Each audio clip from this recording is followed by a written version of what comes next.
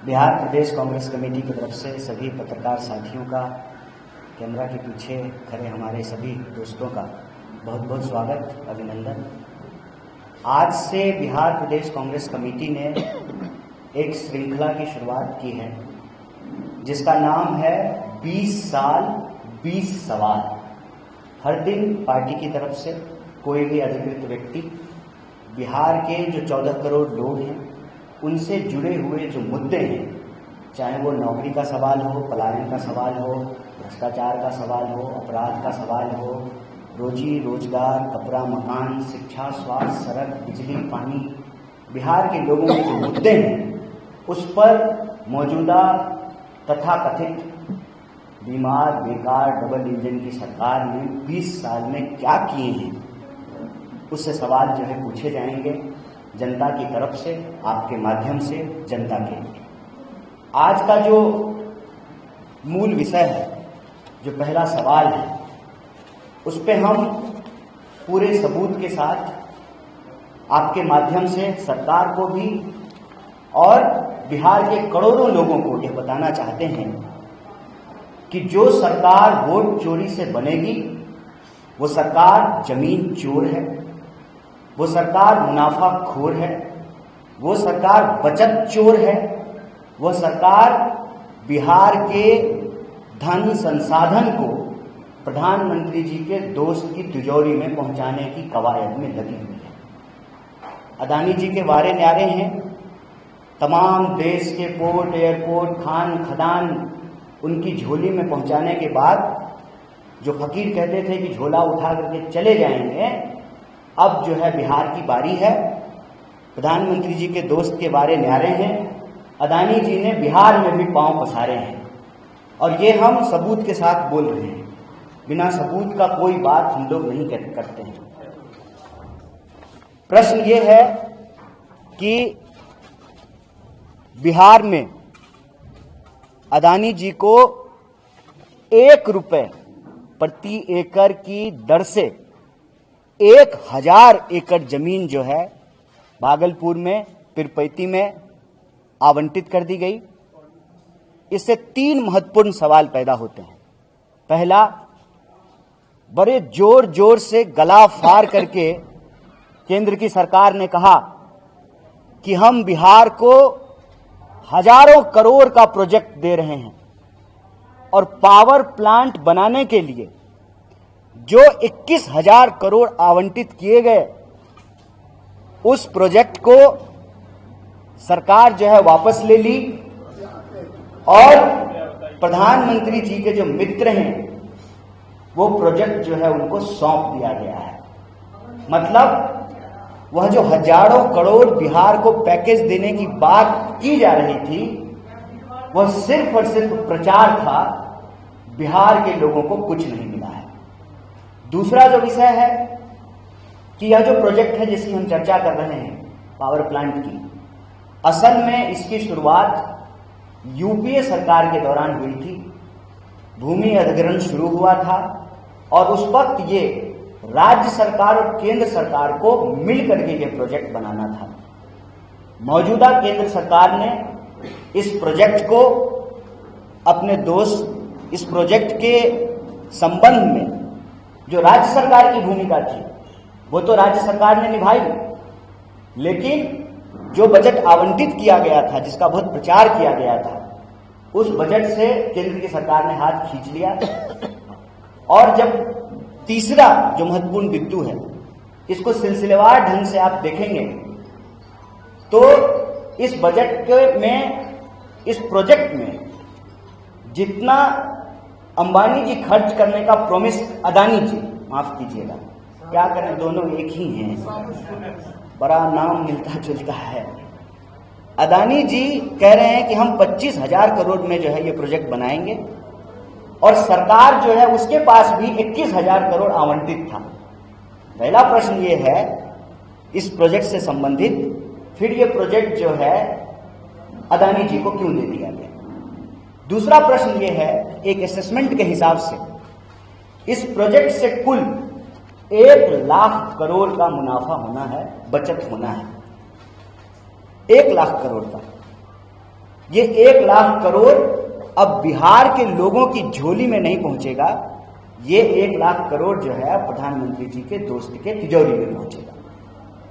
तीसरा बिंदु जो है कि फिक्स रेट पर यही अदानी जी दूसरे राज्यों में 3 रुपए प्रति यूनिट, 3.5 रुपए प्रति यूनिट में जो है ठेका ले रहे हैं। पावर प्रोजेक्ट इनको मिल रहा है।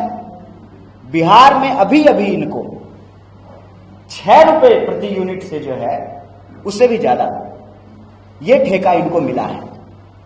अगर ये 5 रुपए प्रति यूनिट से भी मिलता तो लगभग बिहार को 56,000 करोड़ रुपए की बचत होती। 56,000 करोड़। सवाल यह है कि मनमाने रेट पे, प्रति यूनिट मनमाने रेट पे यह प्रोजेक्ट अदानी जी को क्यों दिया गया है? तो 3 विषय है हमारे सामने। पहला, 1 रुपए प्रति एकड़ के हिसाब से 1,000 एकड़ जमीन अदानी को क्यों दी? दूसरा, जो इस प्रोजेक्ट से 1 लाख करोड़ का मुनाफा होना था वो बिहार के लोगों की जेब में पहुंचने के बजाय प्रधानमंत्री जी के दोस्त की तिजोरी में क्यों पहुंच रहा? और तीसरा, सुविधा अनुसार 6 रुपए से भी ज्यादा प्रति यूनिट में जो है इनको ठेका मिला है, जबकि उत्तर प्रदेश में 3.5 रुपए में और अभी जनवरी में ही बंगाल में जो है इनको 3.5 रुपए में के फिक्स रेट पर ठेका दिया गया है। तो बिहार के साथ यह अन्याय क्यों किया जा रहा है? और जब आप तीनों विषय को जोड़ करके देखेंगे तो आपको स्पष्ट हो जाएगा कि यह सरकार न सिर्फ वोट चोर है, जमीन चोर है, बचत चोर है, मुनाफाखोर है और बिहार का हजारों करोड़ रुपया चुरा करके जिनसे चंदा लेते हैं, तुम मुझे चंदा दो मैं तुम्हें धंधा दूंगा, उस सिद्धांत पे जो है बिहार के संसाधनों की चोरी कर रहे हैं। इसी से विषय से जुड़ा हुआ एक बात और आपके प्रकाश में लाना चाहता हूं। हम क्यों कहते हैं कि वोट चोरी की सरकार जमीन चोर होती है? बिहार का बच्चा बच्चा घर घर में लोग ये जानते हैं कि पिछले कई महीनों से वरन कई सालों से यह हल्ला हो रहा था, सर्वे होगा, सर्वे होगा। हर कोई जिनके पास भी थोड़ी बहुत जमीन है, 1 कट्ठा 10 धूर, 2 कट्ठा 5 कट्ठा जमीन का कागज लेकर के ब्लॉक का चक्कर लगा रहे थे। घुसखोरी, संगठित घुसखोरी के उस चक्र में फंस रहे थे, जमीन का कागज निकलवाने के लिए, नक्शा का फोटो स्टेट करवाने के लिए, रसीद कटवाने के लिए। असल इनको जमीन की सर्वे नहीं करनी है। जनता का जमीन जनता के पास नहीं रहने देनी है। यह सर्वे नहीं है, इनकी गिद्ध नजर बिहार की जमीनों पर है। सर्वे के माध्यम से यह पता किया जाए कि कहां कहां गैर मुजर्रा जमीन है और लठैत की तरह, अपने दोस्तों की लठैत की तरह सरकार जो है, जिनके पास भी कागज में थोड़ी बहुत गड़बड़ी हो, मोटेशन नहीं हुआ हो, बाबा 3 भाई थे, दादा 3 भाई थे, तो तीसरा का हिस्सा कहां है, बहन की शादी हो गई, कोई विधवा है, समय पर रसीद नहीं कटा है, उन जमीनों को कब्जा करके शासन प्रशासन जो हमारे टैक्स के पैसे से चलती है उसका डंडा इस्तेमाल करके उन जमीनों को अपने दोस्तों को सौंपने की ये पूरी मुहिम चलाई जा रही है। हम मांग रहे हैं नौकरी, और हमारे ही माँ बाप के पैसे के टैक्स के पैसे से सरकार जो चलती है, जो पुलिस प्रशासन को डंडा मिलता है, जो वेतन मिलता है, जो भत्ता मिलता है, वही नौकरी मांग रहे विद्यार्थियों के कंधे पे, उनकी पीठ पे जो है चलाई जाती है। यह पूरा का पूरा जो भ्रष्टाचार है, इस भ्रष्टाचार को हम लोग उजागर कर रहे हैं। हमारे समय में भी, कांग्रेस के समय में भी ठेके दिए जाते थे, पावर प्रोजेक्ट बनाया जाता था, MOU साइन होता था, लेकिन यह निष्पक्ष प्रतियोगिता नहीं है। बाकी सारे जो प्रतिभागी हैं, जो टेंडर और लोग भी भर सकते थे, उनका हाथ पांव बांध करके इस तरह की व्यवस्था की जा रही है कि यह टेंडर एक ही व्यक्ति को मिले। अदानी नाम केवलम। हम दो हमारे दोस्त, एक जो है अमित शाह के पिताजी नहीं, माफ कीजिए, जय शाह के पिताजी, और दूसरे जो है जय शाह के चाचा जी, तो 2 ये हुए। हम 2 और इनके दो पूरे देश की संपत्ति जो है इनको ये हैंड ओवर कर देना चाहते हैं। तो यह भ्रष्टाचार आपके माध्यम से, यह जो निष्पक्ष प्रतियोगिता नहीं है, जिसका सीधा नुकसान बिहार के लोगों को हो रहा है। 1000 एकड़ जमीन 1 रुपए में। भूमि अधिग्रहण का कानून कहता है कि जो जमीन अधिग्रहित की गई जिस प्रोजेक्ट के लिए, उस प्रोजेक्ट पे अगर वही प्रोजेक्ट नहीं बनेगा तो वो जमीन अपने आप किसानों के पास चली जाएगी। किसानों को वो जमीन नहीं मिली, पुराने रेट पे जमीन अधिग्रहित किया गया। देखिए कितना मजेदार है, किसान को पुराने रेट पे मुआवजा देकर के जमीन अधिग्रहित किए और दोस्त को नए रेट पे, मनमाने रेट पे जो है उनको जमीन हैंडओवर कर दी गई। किसान को जमीन मिलेगा पुराने रेट पे और अदानी जी को प्रति यूनिट फिक्स रेट मिलेगा नए दर पे। जनवरी में जो एमओयू हो रहा है दूसरे राज्यों में तो 3.5 रुपए प्रति यूनिट और बिहार में 6.5 रुपए प्रति यूनिट।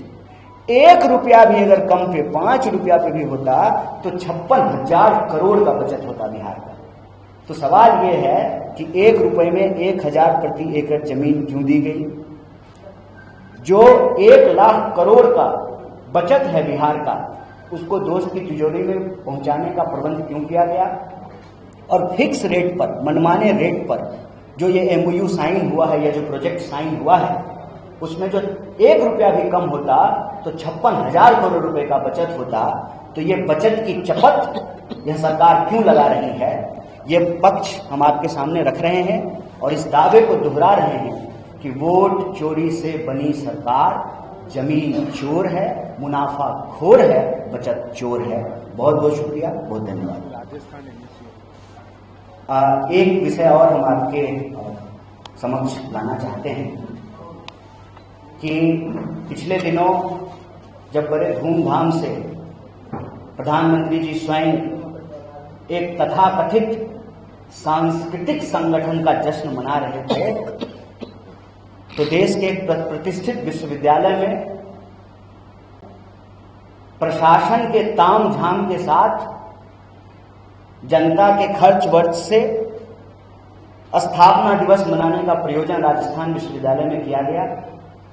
एनएसयूआई ने कहा कि हर राजनीतिक दल, हर सांस्कृतिक दल के अधिकार संविधान में समान है। किसी एक पार्टी की सरकार है इसका यह मतलब नहीं है कि देश के विश्वविद्यालयों को उनके संगठन का, उनके विचार का चारागाह बना दिया जाए। और इसका पुरजोर मुखालफत राजस्थान एनएसयूआई की पूरी यूनिट ने की, राजस्थान प्रदेश अध्यक्ष ने किया, विनोद जाखड़ ने किया। पूरे शासन प्रशासन का इस्तेमाल करके, पुलिस का इस्तेमाल करके उनके साथ मारपीट की गई और तमाम नेताओं और कार्यकर्ताओं को कई घंटों तक अलग अलग थानों में घुमाते रहे और अभी जो है उनको पकड़ करके जेल में भेज दिया गया है। हम कहते हैं यही आरएसएस की व्यवस्था है। जिस दिन आरएसएस का प्रभुत्व समाज पे होगा, शासन प्रशासन उनके कब्जे में होगी, उस दिन संविधान का गला दबाया जाएगा और ये उसका सीधा उदाहरण है। आपको अगर कार्यक्रम करने का अधिकार है तो वो अधिकार सरकारी संस्थानों में करने का नहीं है। और अगर आप सरकारी संस्थान में कर रहे हैं तो आप अगर कार्यक्रम कर सकते हैं तो इस देश का नागरिक और विद्यार्थी होने के चलते उसका विरोध करने का अधिकार हमको ये संविधान देता है। फिर गैर संवैधानिक तरीके से संगीन धाराओं में, जिसका उस कार्यक्रम से और उस विरोध से कोई लेना देना नहीं है, उन छात्र नेताओं को और एनएसयूआई के कार्यकर्ताओं को अरेस्ट किया गया है। हम इस मंच से न सिर्फ उसकी मजम्मत करते हैं, उसका विरोध करते हैं, बल्कि एनएसयूआई के इस साहसपूर्ण कर्तव्य के लिए, कार्य के लिए उनकी बहुत प्रशंसा करते हैं। और पूरी ताकत से बिहार प्रदेश कांग्रेस कमेटी, पूरा देश, हर विद्यार्थी जो लोकतंत्र संविधान पसंद है उनके साथ खड़ा है, मजबूती से खड़ा है। बहुत बहुत धन्यवाद। एक तथ्य जोड़ना जरूरी है। Thank you Kanhaiya ji. आप याद कीजिए कि बिहार में 17 महीने की हमारी सरकार थी, साझा सरकार थी। नीतीश बाबू चीफ मिनिस्टर थे। बिजली पे, बजट पे बहस हो रही थी। माननीय मुख्यमंत्री जी ने खुद कहा, बिजली मिनिस्टर विजेंद्र यादव जी मौजूद थे और प्रतिकार किया भारतीय जनता पार्टी का और केंद्र सरकार का कि गुजरात में हमसे सस्ती बिजली, जो कि कहा जाता है कि पिछड़ा राज्य नहीं है, और बिहार में महंगी बिजली दी जा रही है, वक्तव्य निकाल लीजिएगा उस वक्त के बिजली मिनिस्टर का, जो आज भी बिजली मिनिस्टर है, उस वक्त के मुख्यमंत्री का, जो आज भी बिजली मिनिस्टर है। तो ये जो विरोधाभास है, सरकार बदल जाने से आप सत्य को कैसे छिपाइएगा? और आप तो छिपा नहीं रहे हैं। जैसा कि कन्हैया जी ने कहा, आप खुली छूट दे रखा है अडानी को कि वो आए और उस पर जितनी चोरी चिकारी करना है वो करे। ये तथ्य था जो मैं सोचा कि आपको बताया। धन्यवाद।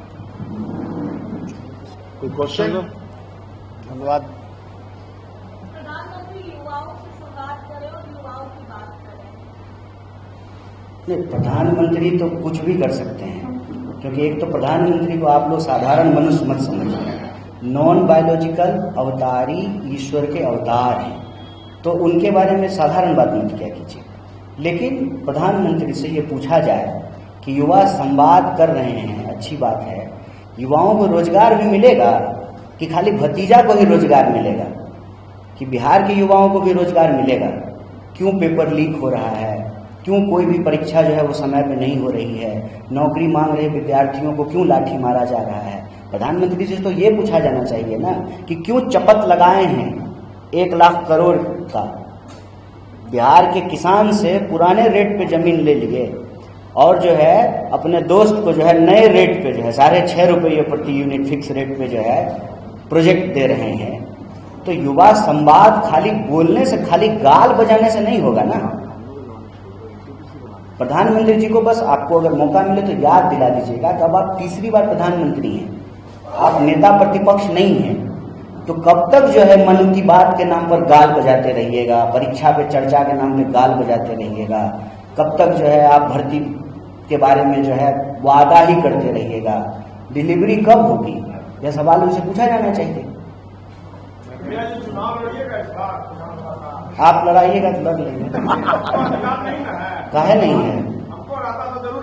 तो लड़वा दीजिए, लड़ लेंगे। आप लड़वाइएगा तो लड़ेंगे सर। ये तो सवाल का जवाब नहीं। कांग्रेस आपको मौका नहीं दे रही है? कांग्रेस जो मौका नहीं दे रही है तो आपके साथ आपसे बातचीत कैसे कर रहे हैं? आपको क्या जबरदस्ती थोड़ी हम आ गए हैं बुलाए? इस फैसले का हाँ, और नाम हम नहीं बोलते। इस फैसले का मामला तो पार्टी से है ना?